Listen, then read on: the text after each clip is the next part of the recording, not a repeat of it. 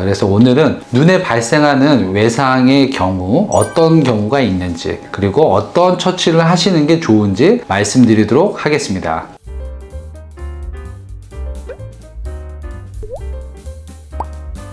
네, 안녕하세요. 강남 에이스학과 신경훈 원장입니다. 요즘 밤에 자전거를 타고 한강변을 돌아다녀 보면 요즘 젊은 세대들은 정말 다양한 운동을 하고 있는 걸로 보입니다. 자, 요즘엔 QOL을 중요시하기 때문에 젊은 세대나 나이가 많으신 세대나 다양한 운동을 하게 되고, 그럼에 따라서 야외 활동도 많아지고 있습니다. 이런 다양한 활동들 때문에 몸에 신체에 외상을 입는 경우가 또 많아지고 있죠. 그러면서 눈에 발생하는 외상 환자들이 요즘 특히 많아지고 있습니다. 그래서 오늘은 눈에 발생하는 외상의 경우 어떤 경우가 있는지, 그리고 어떤 처치를 하시는 게 좋은지 말씀드리도록 하겠습니다.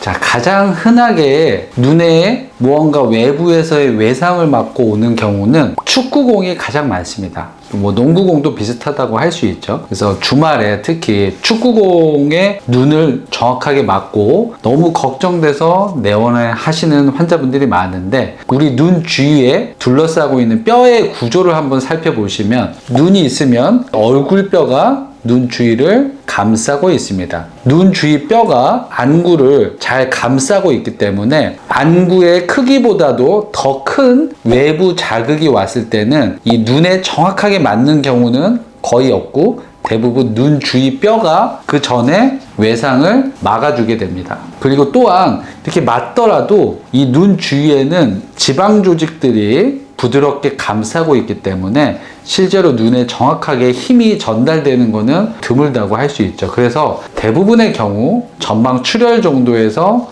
멈추는 경우가 많습니다. 눈을 실명하는 경우도 드물게 있을 수는 있죠. 근데 그런 경우는 정말 드물다는 거 말씀드리고 싶으니까, 축구공이나 농구공에 눈에 맞았을 때 당연히 안과 진료를 보셔야겠지만 너무너무 그렇게 크게 걱정은 안 하셔도 되겠습니다. 다음으로는 야구공에 눈을 맞는 경우입니다. 야구공의 경우에는 축구공보다 좀 크기가 작죠. 그렇다고 하더라도 이 눈의 크기보다는 상당히 크기 때문에 야구공이 왔을 경우에 대부분의 경우 눈 주위 뼈가 이 야구공을 막아주게 됩니다. 하지만 야구공의 경우에는 워낙 단단하고 빠르게 눈에 외상을 가하기 때문에 눈 주위 뼈가 부러지는 경우가 많습니다. 안화골절이라고 하는데요. 이 안화골절이 생기게 되면 눈에 위치하고 있는 눈 주위 뼈가 부러지기 때문에 눈이 안쪽으로 함몰이 된다든지 아니면 한쪽으로 기울어진다든지 해서 사물이 두 개로 보이는 복시가 생긴다든지,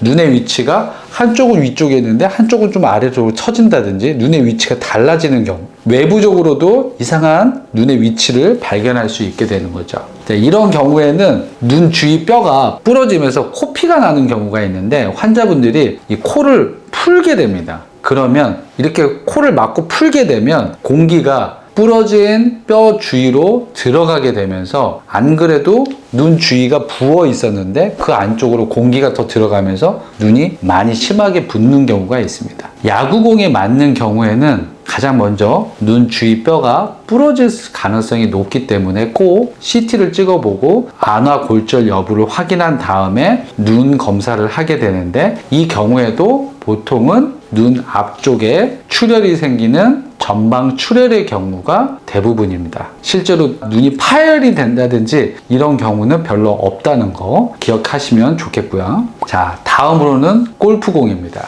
골프공이 정말 위험한데요. 자, 골프공의 크기가 어떻죠? 우리 눈 안구의 크기와 거의 비슷합니다. 그래서 골프공에 눈에 맞는 경우에는 눈 주위 뼈가 그걸 막아주지 못하고 골프공이 정확하게 눈 안쪽에 부딪히게 되고 눈에 외상을 가하게 됩니다. 이때 눈에 생기는 외상의 종류에는 눈이 파열되는, 골프공에 눈에 맞는 경우에는 눈이 공막에 열상이나 각막 부위에 열상이 생기고 그게 눈 안쪽에 있는 내용물이 터지면서 수박이 터지듯이 눈이 터질 수 있습니다. 그러니까 가장 위험한 게 골프공이라고 할 수 있습니다. 눈의 크기와 비슷하기 때문에. 이와 비슷한 게 좀 힘은 약하지만 탁구공, 그리고 배드민턴을 할 때 사용하는 셔틀콕. 골프공은 크기도 작고 워낙 빠르기 때문에 정말 위험하고, 크기는 비슷하지만 힘이 좀 약한 탁구공이나 셔틀콕 같은 경우에는 이렇게 심한 외상을 일으킬 수 있습니다. 대학병원 의사생활을 할 때 응급실로 골프공에 맞아서 내원했던 환자분이 있었습니다. 환자분이 침대에 누워 있었고, 그때 상황이 환자분이 눈에서 피가 나기 때문에 꺼즈를 대고 눈을 누르고 있는 상황이었습니다. 저는 눈을 확인하기 위해서 손을 떼고 꺼즈를 제거를 했는데 안구가 파열되어 있었고, 안구의 내용물이 다 바깥으로 나와 있는 상태였습니다.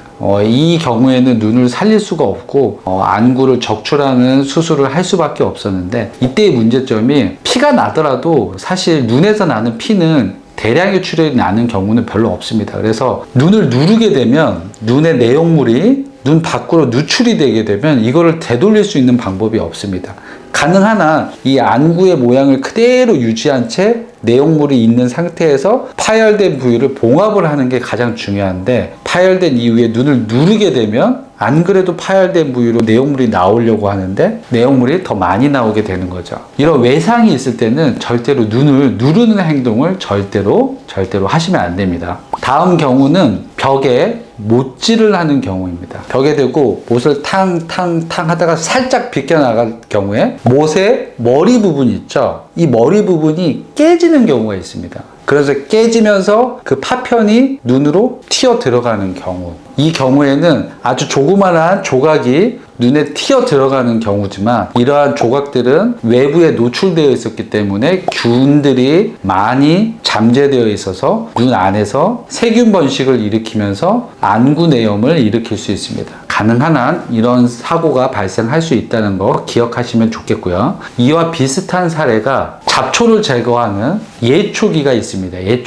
예초기를 많이 다루시는 분들은 잘 아실 텐데, 이 예초기를 쭉 하시다가 갑자기 돌에 팅 하면서 예초기가 부딪히는 경우에는 그 파편이 눈 안으로 튀어 들어가는 경우가 있습니다. 그래서 예초기 사용하시는 분들은 항상 이렇게 보안경 착용하셔야 됩니다. 이 방송을 보시는 시청자분들은 꼭 보호장구 꼭 착용하시길 바라겠고요. 자, 다음으로는 가장 끔찍한 경우죠. 깨진 유리병이나 칼에 눈을 찔리는 경우입니다. 자, 보통 이런 경우에는 뭔가 이제 폭행이나 이런 상황에서 이런 사건, 사고가 생길 수 있는 경우가 많은데요. 당연히 이 경우에도 앞서 골프공 외상과 비슷하게 눈에 자상이 생기는 경우에는 그 부위를 안구 내용물의 유출 없이 최대한 잘 봉합하는 게 관건입니다. 그래서 이런 경우에도 절대로 지혈을 한다고 눈을 누르시면 안 되고요. 가능한 한 빨리 병원에 내원해서 봉합술을 시행하셔야 하겠습니다.